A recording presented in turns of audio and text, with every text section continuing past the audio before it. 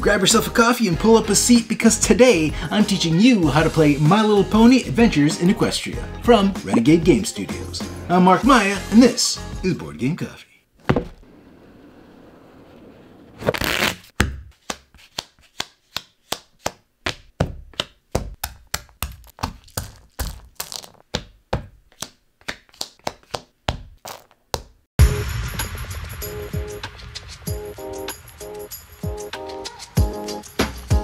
My Little Pony Adventures in Equestria is a 1 to 4 player cooperative deck building game where you and your friends take on the roles of your favorite ponies. During your adventure, you'll recruit allies, search for artifacts, and travel to various locations to help resolve troublesome situations, overcome hurdles, and defeat the final challenge. And all you'll need is a little help from your friends and some sugar cubes.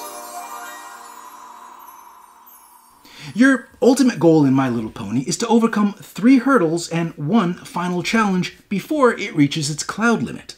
Because if that happens, you and your friends are going to be some sad little ponies. In this video, I'm going to be teaching you how to play a 2 to 4 player game of My Little Pony Adventures in Equestria. If you want to play a solo game, there are a few tweaks to the rules that you can find on the last page of the rulebook. And as always, if there's a particular part of this video that you're looking for, check out the index in the description below. The first thing you need to do is select the pony you want to play as. Then place their oversized character card in front of you with the starting side face up. Then collect your pony's matching standee and unique character card. Next, each player should collect the following 9 cards. 5 helpful town ponies, 2, a good clean race, 1, what you need is organization, and 1, working together. Now, add your unique character card, give it a good shuffle, and place the stack face down near your oversized character card to form your 10-card starting deck, making sure to leave room for a discard pile. The remaining starting cards and unused oversized character cards, unique cards, and standees can go back into the box. Next, collect all your action, ally, and artifact cards. Shuffle them together and place them face down in the center of the table to form your adventure deck. You can set your situation cards aside for now. We'll get to those in a little bit. Now, take the top 6 cards of the adventure deck and lay them out like this to form the adventure row. This is where you'll be buying cards from to improve your deck. Now, about those situation cards. If you're new to deck building games, or maybe want to get to know the game a little better before you make it harder, then you can just put these situation cards back in the box. But if you're looking for a more challenging experience, shuffle 1 of each different situation card into the adventure deck. But, and this is important, only do this after the initial 6 cards have been placed in the adventure row. That way you don't get situation cards showing up on your first turn. The remaining 4 situation cards can go back in the box. Once you've beaten the game with 4 situations and feel like you're ready to up the challenge again, shuffle all 8 situation cards into the deck for your next game. But remember, only do this after placing the initial 6 cards in the adventure row. Next, place the Ponyville Town Square card where it can be easily accessed by all players. Then randomly select 3 other locations to place around it, like so. Place the remaining location cards face down and keep the task tokens nearby. Now, each player places their pony standee in the town square. Careful not to obscure the text on the card. Next, separate your tokens and sugar cubes to form the supply, and keep them in easy reach of all players. Note that the large sugar cubes represent 5 of the smaller sugar cubes.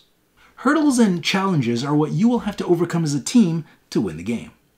To set up the hurdles that you will encounter throughout the game, you'll need to separate them into 3 stacks. Your level 1 hurdles, level 2 hurdles, and level 3 hurdles. Then, without looking, randomly select 1 hurdle from each stack. Place the level 3 hurdle you selected face down without looking at it. Then place a level 2 hurdle on top of that, also face down without looking at it. Then place your randomly selected level 1 hurdle on top of the stack. but place this one face up. This is your active hurdle. Now, take the hurdles that you didn't select and place them next to the active hurdles face down to form your chaos deck. And remember, no peeking. In future games, you can try different combinations of hurdles to increase your challenge. Like maybe you have 2 level 2 hurdles and a level 3, but keep in mind, whatever combination you use, the higher level hurdles are more difficult to overcome. Next, select one of these final challenges at random and place it face up near your active hurdles deck. This is your final goal. Overcome it and you win. The remaining final challenges can go back in the box. And now that you're all set up, your table should look something like this. Before we get into how the game plays, let's take a look at the anatomy of the cards you'll be using to build your deck and what it all means.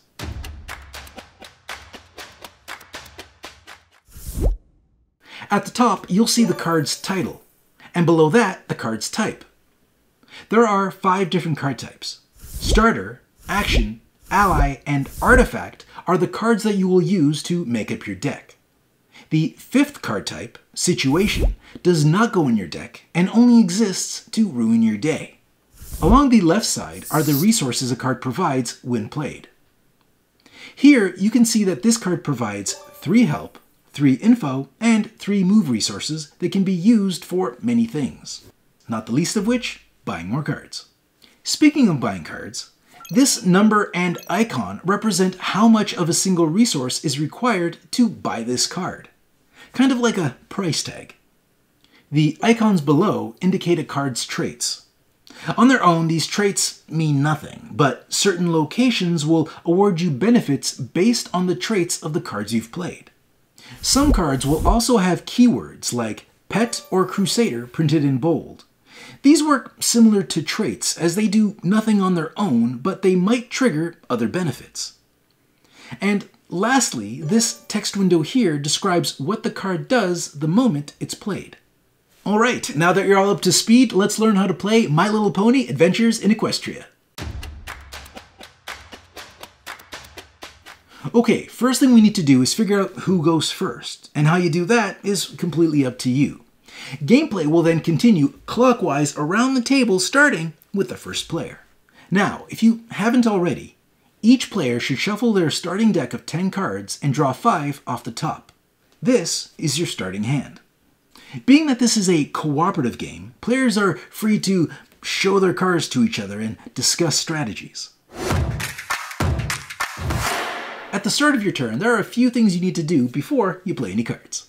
Firstly, if there are any open gaps in the adventure row, shift the cards away from the adventure deck in order to close up any gaps, and then refill the row until you're back up to 6 cards.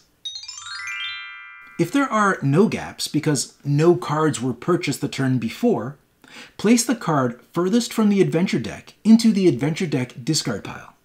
Shift the remaining cards over and fill in the gap. Next, if any locations have task tokens on all non-repeatable tasks, like this one, discard those locations and replace them. Any ponies on a discarded location are returned to the town square for free, and all task tokens are returned to the supply. If there are no locations left to replace the one you took away, then the space remains empty. And lastly, if the top card of the active hurdle stack is face down, flip it face up. If this is the first turn of the game, then you can just ignore all those steps and move directly into the main phase. Speaking of which, during your main phase, you can perform any of these actions in any order you want. For the most part, because once you attempt to overcome a hurdle or final challenge, win or lose, your turn is over. That said, let's go over each of these, starting with playing cards. Playing cards from your hand allows you to generate all the resources listed here and trigger the ability on that card. When you play a card, resolve its game text before playing another one. The resources generated by a card can be used to buy additional cards, perform tasks, and activate character abilities. You have until the end of your turn to spend those resources, because after that, they're gone. They don't carry over to the next turn. Although, sugar cubes and clouds work a little differently. If a card displays a sugar cube icon in this area here, collect the matching sugar cube immediately. Sugar cubes do carry over to your next turn, and you can keep them until you spend them. If a cloud icon is printed on the card, then add 1 cloud token to the active hurdle. Unless it's full or one isn't available, but we'll talk more about clouds a little later in the video.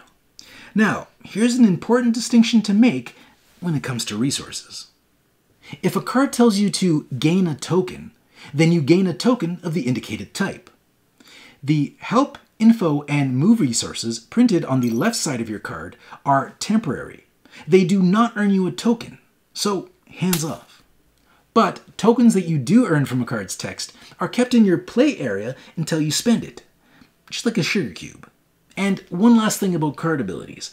If a card you play mentions other cards you control, such as this one that earns you 1 move for each ally you control, it means that you must already have the cards it's referring to in play in front of you in order to trigger the effect mentioned on the card you're playing. Cards you play after don't count toward that card's ability. The resources your cards generate can be used to buy cards from the adventure row by paying the cost listed here. So, to buy this 3 info cost card, I need to spend 3 info. You can also spend the resource tokens you've collected to cover the cost of the cards you want to buy. And it's important to note that tokens are worth 2 of the resources depicted, or 1 of any help, info, or move, as is indicated on the back. The cards you buy from the adventure row are placed face up in your personal discard pile, and will eventually make it into your hand as the game continues. If an ability ever instructs you to gain a card from the adventure row, you take that card without paying its cost and add it to your discard pile. Locations are areas that ponies can move to in order to complete tasks and earn helpful benefits. To move your pony to a location, simply pay the cost of the location you want to move to, and place your pony there. Easy peasy. While at a location, players can perform as many of the tasks listed as long as they can afford them. For example, this location allows you to pay 2 help to have target player gain 1 pink sugar cube. Whenever you see the term target player, it just means any one player at the table, including the one using the ability. There are 2 types of tasks available to you. Repeatable tasks, as indicated by this green icon, and non-repeatable tasks. When you perform a non-repeatable task, mark it with one of these task tokens. This indicates that this particular task can never be used again for the entirety of the game. Repeatable tasks are a little different. Now, although repeatable tasks are repeatable from one turn to the next, they cannot be performed twice on the same turn. Therefore, when you perform one of these repeatable tasks, do not mark it with a task token. During your turn, you can activate the face-up ability of your character card by paying the cost and triggering its effect, as indicated here. The cost always involves flipping over your character card, so in order to use your starting side ability again, you'll need to pay the cost listed on the other side to flip it back over. On your turn, you're only allowed to activate each side of the card once. So you can pay to use its ability, and then pay again to flip it back. This way, the ability is ready for you to use on your next turn. If you've added situations to the adventure deck, then at some point they're going to turn up in your adventure row, and when they do, it's never good. At the end of each player's turn, each situation in the adventure row will add 1 cloud directly onto the final challenge. And that's not good for many reasons that we'll cover later.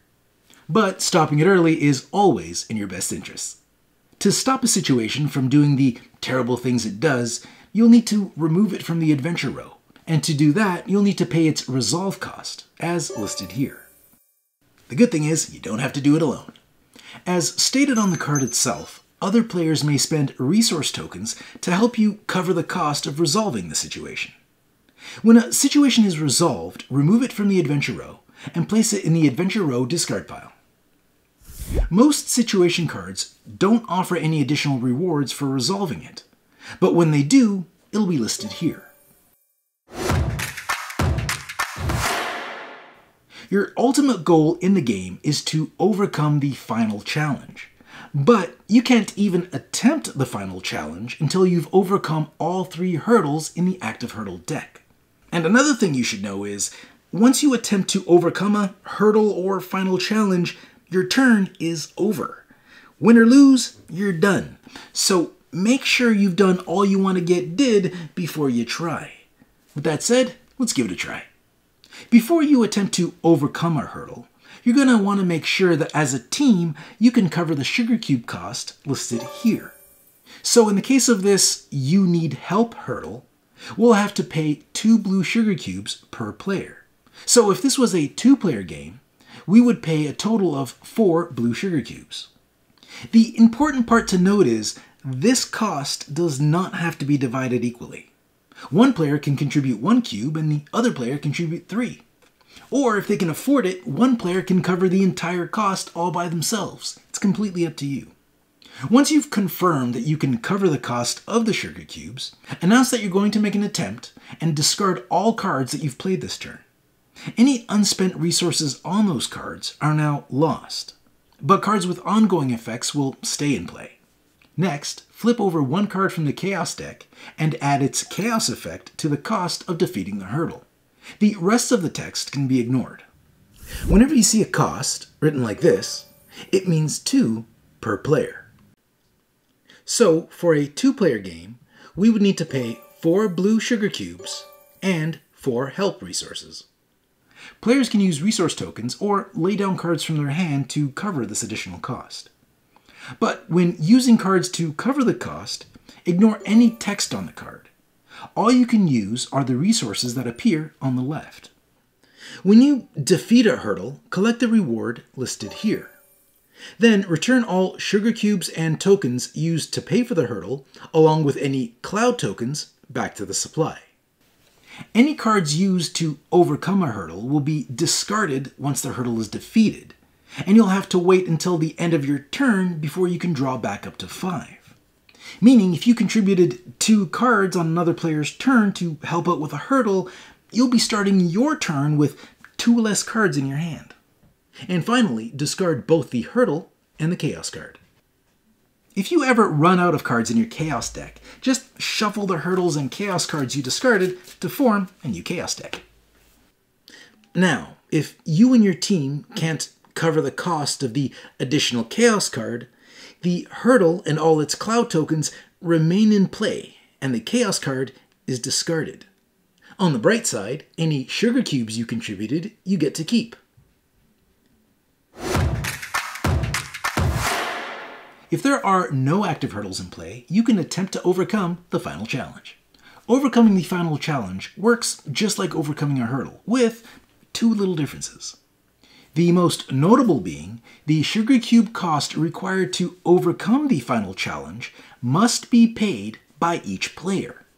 So in this example of the best night ever, each player must pay 2 pink cubes. No one else can pay it for you. The only other difference is, instead of flipping over 1 Chaos card to add to the cost, you flip over 2. Other than that, attempting a final challenge is just like attempting a hurdle. But remember, win or lose, after you attempt a hurdle or final challenge, you head over to the end phase. But before we head over to the end phase, there are a few things you need to know about hurdles and challenges. Hurdles and final challenges both have a cloud limit listed here, and they're both read the same way. For example, the cloud limit for the best night ever is 2 clouds per player, plus 5, which for our 2-player game would equal 9 clouds. When either a hurdle or final challenge reaches its cloud limit, it triggers its setback effect for that card, as listed here. But, lucky for you, a setback can't be triggered more than once on the same card. Unfortunately, the setback for the final challenge is always, you lose the game. So, you know. Now, as far as clouds on hurdles, They're not really a problem until you reach that cloud limit, but that's not the case with the final challenge. You see, the final challenge has this thing called cloud cover, which triggers a negative effect when you have 3 or more clouds on the final challenge. And if you have 8 or more clouds, you suffer the negative effects of both conditions listed. At that point, you might be in trouble. But hey, teamwork makes the dream work, am I right? Yeah. Once you've done all you're going to do on your turn, you start the end phase. And the first thing you do on your end phase is add a cloud to the active hurdle. If that cloud causes the active hurdle to reach its cloud limit, resolve the setback effect immediately. If the active hurdle is already at its cloud limit, or if there is no hurdles left, place the cloud on the final challenge instead. But if you overcame a hurdle during your turn, then you don't have to add a cloud this turn. Now, check if you have a situation card in the adventure row. If you do, add a token to the final challenge for each situation card in the row. And lastly, discard all the cards in your play area except for those with ongoing effects. You also discard any cards remaining in your hand. Then draw back up to 5 cards. If your deck ever runs out of cards, draw as many cards as you can, then shuffle your discard pile and place it face down to create a new draw deck and continue drawing from there. Once you have your new hand of cards, play passes to the next player on your left. Winning and losing is pretty straightforward. If the final challenge reaches its cloud limit, you lose immediately. But if you can pay the cost to overcome it before that happens, you win. Alright, there are a few things I'd like to clarify before we wrap this up. If a card has this ongoing keyword in bold, it stays in your play area when you play it until you use its secondary effect to remove it from the game. If a card does not specify a sugar cube color, it can be whichever color you want. When you're asked to discard a card, it means to take a card from your hand, unless otherwise stated, and place it in your discard pile. And that's it. I hope this video helps, and I hope you enjoy playing My Little Pony Adventures in Equestria. See you next week. Thanks for joining us. If you like this video and you want to see more, subscribe to our channel. It's the best way to keep up to date with everything we do here at Board Game Coffee. But if you want to see more right now, we got plenty of videos to choose from. And if that's not enough, follow us on Instagram, Facebook, and Twitter. I'm Mark Maya, and this is Board Game Coffee. And remember, have fun, keep gaming, be social. See you next week.